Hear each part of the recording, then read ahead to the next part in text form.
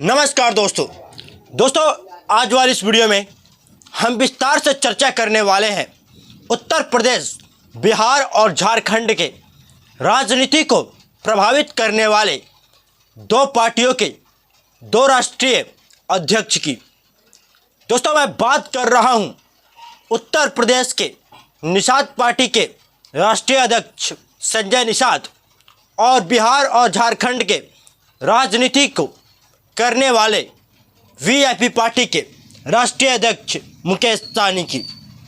दोस्तों, ये दोनों नेता निषाद समाज की राजनीति करते हैं और निषादों को आरक्षण दिलाने के मुद्दे से राजनीति में प्रवेश किया था। उत्तर प्रदेश के निषाद पार्टी के संजय निषाद के बारे में सबसे पहले बात कर लेते हैं, उसके बाद हम विस्तार से बात करेंगे दो राज्यों के राजनीति को करने वाले मुकेश सहनी की।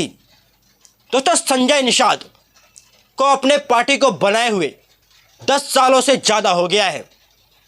संजय निषाद राजनीति में आने से पहले डॉक्टर थे।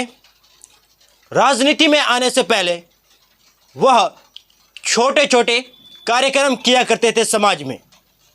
उसके बाद उन्होंने खुद को पॉलिटिकल गॉडफादर ऑफ फिशरमैन कहना शुरू कर दिया और निषादों के मछुआरों की राजनीति प्रारंभ कर दी। उससे पहले कहीं ना कहीं उत्तर प्रदेश के निषाद समाज के लोग या तो समाजवादी पार्टी, या तो कांग्रेस, बहुजन समाजवादी पार्टी या फिर भाजपा को सपोर्ट करते थे। उनकी कोई अपनी पार्टी नहीं थी, कोई अपना चेहरा नहीं था, कोई अपना संगठन नहीं था। इसके बाद संजय निषाद उभर कर आते हैं और आपको पता ही होगा उत्तर प्रदेश में निषादों की आबादी तो है, बट जागरूकता ना होने की वजह से उन्हें पॉलिटिकल फ़ायदा नहीं मिल पाता है। इसी पॉलिटिकल फ़ायदा को देखते हुए, उसे आंकते हुए संजय निषाद ने निषाद पार्टी नाम का एक संगठन बनाया। उसके बाद निषादों की राजनीति उत्तर प्रदेश में प्रारंभ कर दी। ऐसी बात नहीं है कि संजय निषाद से पहले उत्तर प्रदेश में कोई निषाद नेता नहीं हुआ था, बट सभी नेता किसी न किसी पार्टी के थे। उनकी अपनी पार्टी नहीं थी। पहली बार उत्तर प्रदेश में हुआ कि निषादों की एक अलग पार्टी बनी है और निषादों को अपना एक अलग राष्ट्रीय अध्यक्ष मिला है, जो निषादों के संगठन पर काम करेगा और उन्हें संगठित करके अपना हक और अधिकार लेने की आवाज़ को उठाएगा। दोस्तों, उसके बाद संजय निषाद कभी समाजवादी पार्टी में तो कभी भाजपा में रहकर राजनीति करते रहे हैं। दोनों गठबंधन में उनको फ़ायदा ही हुआ है, घाटा नहीं हुआ है। अभी वर्तमान में कैबिनेट मंत्री है उत्तर प्रदेश में योगी सरकार के। संजय निषाद भले ही अपने पार्टी को ज़्यादा मजबूत नहीं कर पा रहे हैं, पर उन्होंने अपने परिवार को जरूर मजबूत किया और अपने पुत्र को सांसद बनाया, अपने पुत्र को विधायक बनाया और खुद मंत्री बन गए।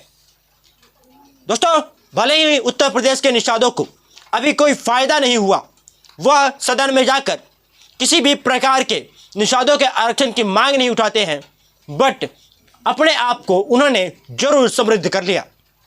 यह था डॉक्टर संजय निषाद का कहानी उत्तर प्रदेश के निषादों के नेता की। अब बात करने वाले हैं हम बिहार और झारखंड के निषादों का नेतृत्व करने वाले, नेतागिरी करने वाले या फिर पॉलिटिक्स करने वाले नेता वीआईपी पार्टी के सुप्रीमो मुकेश सहनी की। दोस्तों, वीआईपी पार्टी बने हुए तकरीबन 5 साल हुए हैं। इसके बावजूद मुकेश सहनी एक बार मंत्री रह चुके हैं। देखिए, मुकेश सहनी पहले भाजपा के एक कार्यकर्ता हुआ करते थे, एक छोटे नेता हुआ करते थे, जो भाजपा के लिए निषादों का वोट ट्रांसफ़र कराते थे। और लगातार आपने कई विधानसभा में अगर नोटिस किया हो तो देखा होगा कि वीआईपी पार्टी बनने से पहले वो अमित शाह के साथ कैंपेन करते थे और निषादों का वोट ट्रांसफ़र कराने के लिए दिन रात मेहनत करते थे। भाजपा में वे रहकर अपने कैरियर को बनाना चाह रहे थे, बट उन्हें पता चल गया कि भाजपा किसी भी प्रकार से छोटे कास्ट के नेता को उभरता नहीं देखना चाहती है। उसके बाद मुकेश सहनी ने अपनी पार्टी बनाने का निर्णय लिया और 5 साल हो गए उनकी पार्टी के बने हुए। एक बार विधानसभा चुनाव में उन्हें 11 सीटें भाजपा से ही मिली। आरजेडी से गठबंधन तोड़कर एंड टाइम पर वो भाजपा में शामिल हुए। एनडीए गठबंधन से उन्हें 11 सीटें मिली, 4 विधायक उनके जीत कर आए। बट बात यह थी कि चारों विधायक भाजपा के ही दिए गए प्रत्याशी थे। और बीच सरकार में चारों विधायक भाजपा में शामिल हो गए। जब उत्तर प्रदेश में मुकेश सहनी भाजपा के खिलाफ लड़ाई लड़ रहे थे उसी वक्त, उसके बाद यह हुआ कि मुकेश सहनी को मंत्री पद से इस्तीफा देना पड़ा और मुकेश सहनी बेमंत्री पद हो गए। उसके बाद अभी तक उनके ना ही एक भी विधायक बने हैं, ना खुद वो विधायक बने हैं और ना ही सांसद एक भी उनके पार्टी के जीत पाए हैं। 2 सांसद का चुनाव उनकी पार्टी लड़ चुकी है और दोनों चुनाव में उनकी पार्टी को जितनी सीटें मिली थी सभी सीटें उनकी पार्टी हार चुकी है। बट दोस्तों, देखने वाली बात यह होगी कि विधानसभा चुनाव 2025 में बिहार की राजनीति में मुकेश सहनी को कितनी सीटें मिलती है और क्या इस साल होने वाले विधानसभा चुनाव झारखंड में महागठबंधन की तरफ से उनके सीटों पर चर्चा होती है या फिर नहीं। क्या उनकी एंट्री झारखंड के चुनाव में भी होगी या फिर नहीं। दोस्तों, मुकेश सहनी बिहार और झारखंड के निषादों की राजनीति करते हैं और संजय निषाद उत्तर प्रदेश के निषादों की राजनीति करते हैं। ऐसी बात नहीं है कि केवल इस 3 राज्यों में निषाद समाज की आबादी है, बल्कि छत्तीसगढ़, मध्य प्रदेश और राजस्थान, महाराष्ट्र, दिल्ली तक निषादों की आबादी है। बट ये पॉलिटिकल पार्टी अभी वहाँ तक पहुँच नहीं पाई है। दोस्तों, मुकेश सहनी और संजय निषाद दोनों एक ही प्रकार से लगभग राजनीति करते हैं। वह दोनों ऐसे नेता हैं जो कभी भी किसी भी गठबंधन में जा सकते हैं और किसी भी गठबंधन में वो प्रॉपर वे में रहते नहीं हैं। दोनों गठबंधन की बुराई करेंगे और फिर दोनों गठबंधन में कभी ना कहीं आपको देखने को मिल जाएंगे। तो राजनीति में ऐसे होते रहते हैं। बट अभी तक दोनों नेताओं में से किसी ने समाज को जिस आरक्षण दिलाने के लिए राजनीति में आए थे वह काम नहीं करा पाए हैं।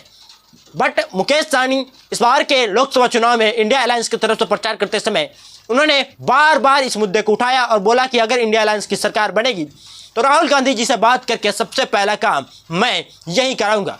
बट गनीमत है कि इंडिया गठबंधन की सरकार नहीं बनी और उनका कहा हुआ बात पूरा नहीं हो पाया। बट संजय निषाद ने कई बार ऐसी बातें बोली, बट सरकार में रहने के बावजूद भी वह इस मुद्दे को आगे नहीं बढ़ाते हैं।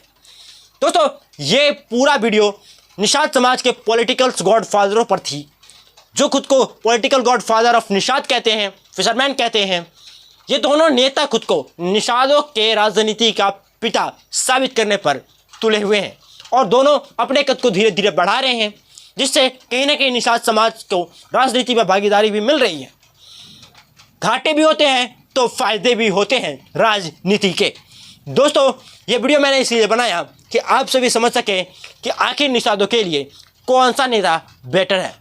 दोस्तों, ये वीडियो कैसा लगा कमेंट सेक्शन में जरूर लिखिएगा और ऐसी वीडियोज के लिए इस यूट्यूब चैनल को जरूर सब्सक्राइब करके बेल आइकन को ऑल पे सेट कर दीजिए, जिससे आपको हर एक प्रकार की राजनीतिक वीडियोस देखने को मिले और आप जागरूक हो सके।